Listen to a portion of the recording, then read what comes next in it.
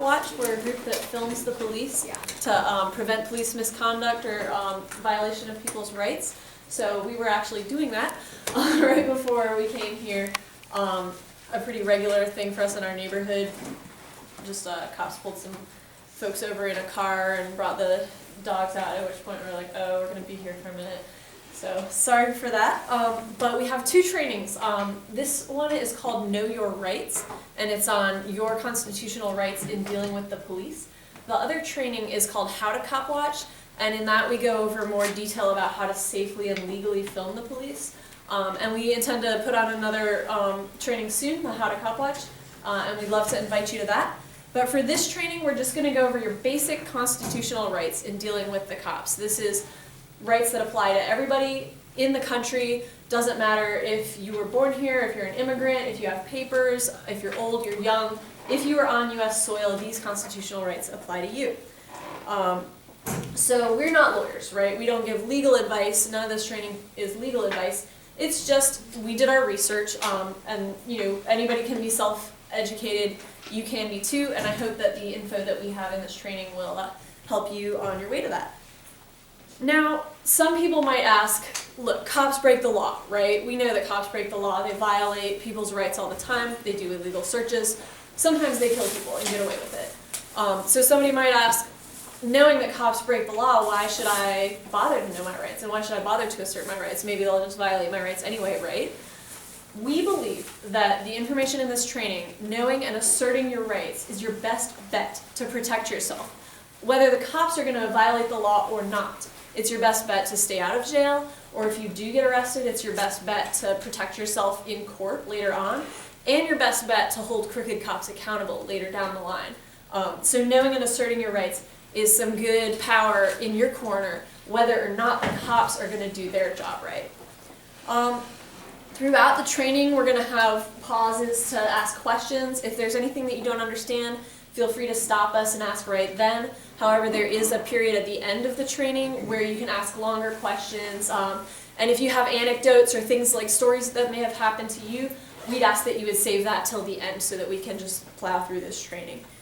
Now, we're going to have skits also throughout the training, and we're going to ask you guys to come up and be in them. We're going to pretend to be cops, and sometimes we're going to be really mean, but don't be afraid, we're just pretending, and we still like you.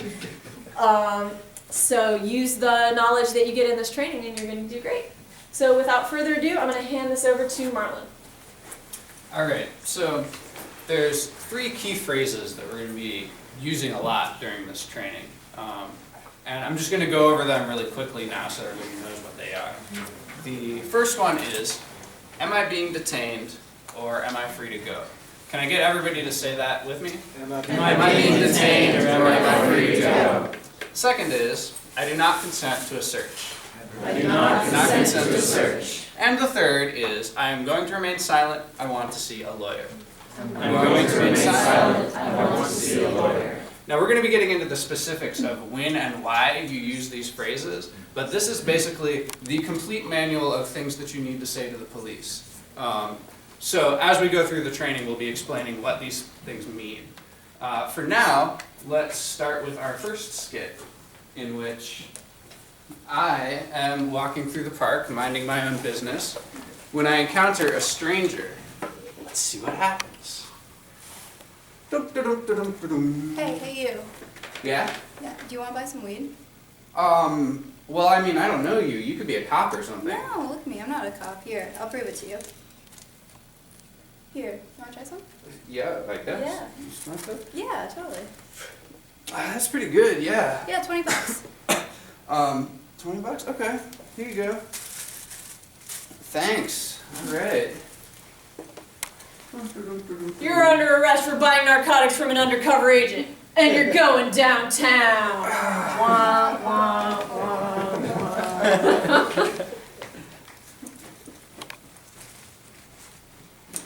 Alright, so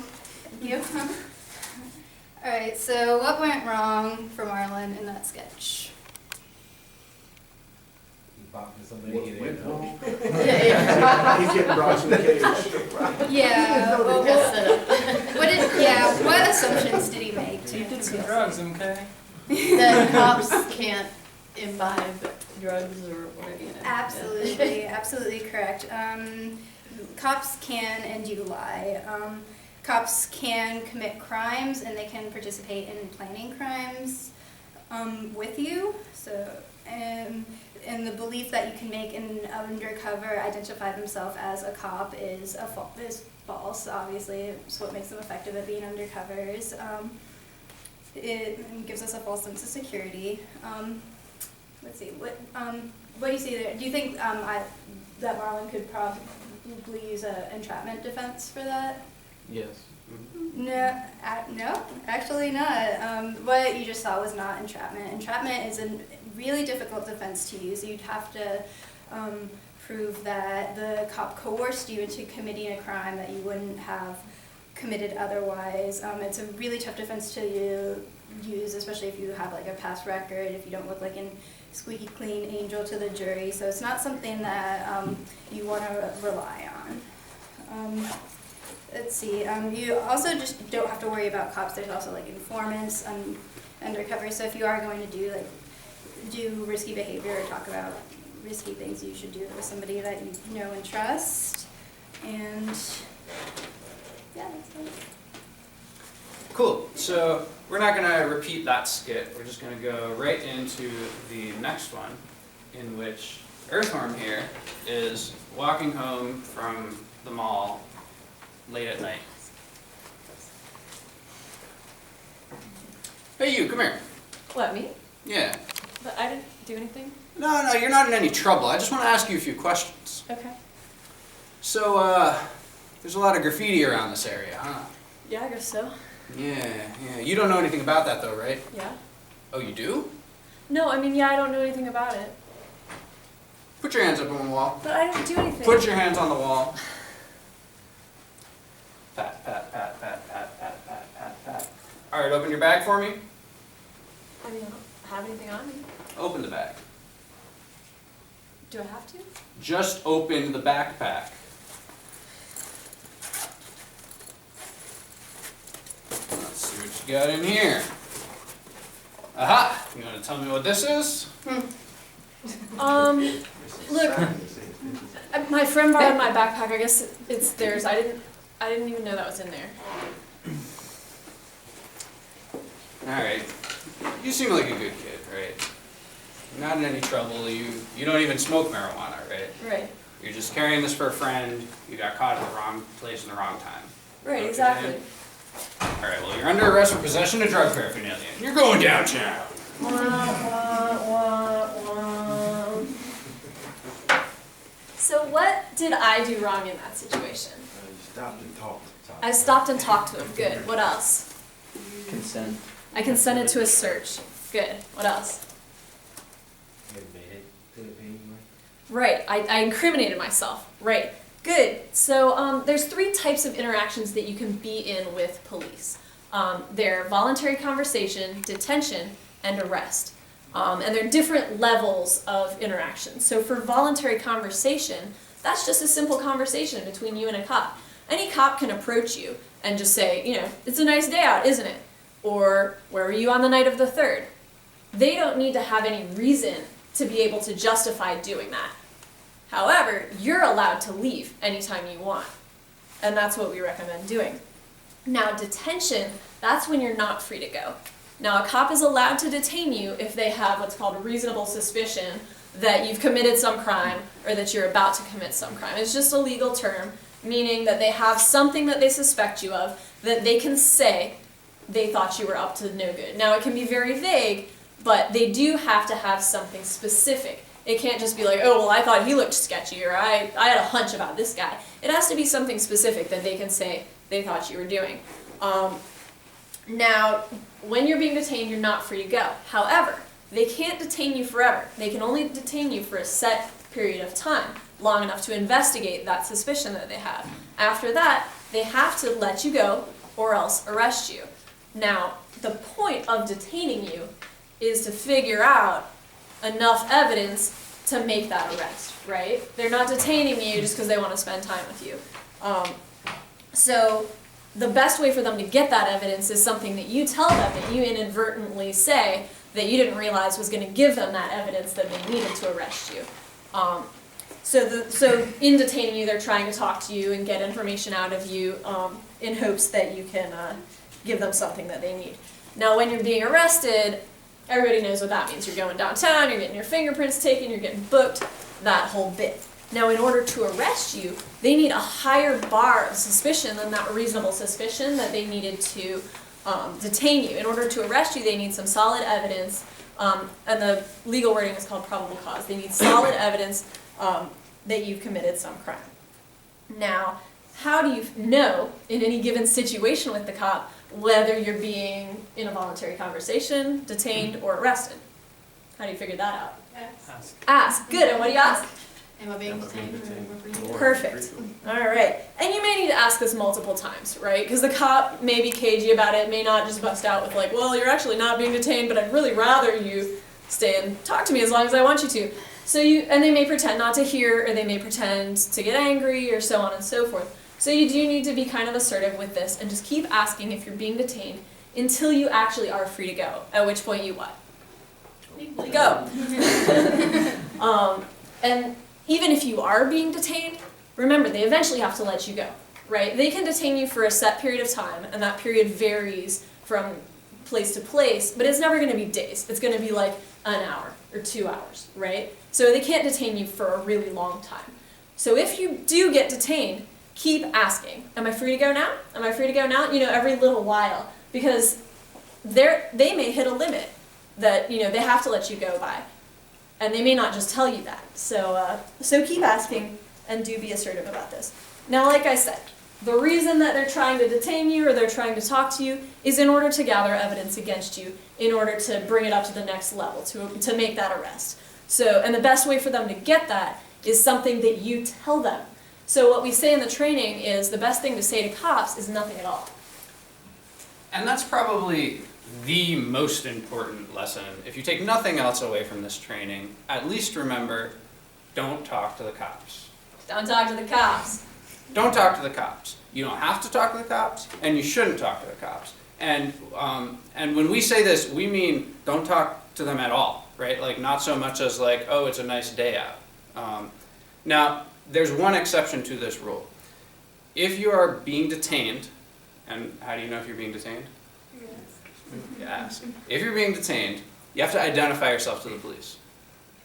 This means that if you're carrying a government ID card, you got to turn it over to the police. If you're not carrying an ID card, that's okay. You're not legally required to carry ID in the state of Georgia yet. But you do have to provide enough information to identify yourself. And that generally means you have to give your name, your address. If you're homeless, you can say you're homeless.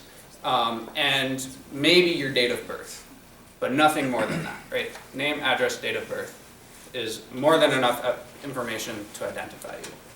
Now, the police may tell you that you have to give them more information, but they're lying. And as we learned in the first skit, cops are allowed to lie to you. You do not have to give any other information. And if the police ask you to answer more questions, the best thing that you can say is, I'm going to remain silent. And if they continue to badger you, just say it again. Say it as many times as it takes for them to get the message. Now, the second thing that went wrong in that scenario with Earthworm is she ended up letting the cops search her, right? Now, searches, when you kind of got to understand there's two kinds of searches that went on there. One was a pat-down. Now, with a pat-down, the police do not need very much justification at all. The law says if a cop has detained you and they believe that you could be armed and dangerous, they're allowed to conduct a pat-down without your permission or any further suspicion or anything. What the pat-down is they're feeling the outside of your clothes, supposedly to feel for if you have weapons. So they're touching the outside of your clothes to feel for like objects that could feel like weapons. If they feel anything that either could be a weapon or arouses their suspicion for some reason, they're allowed to go into your pocket or into your whatever and take that thing out.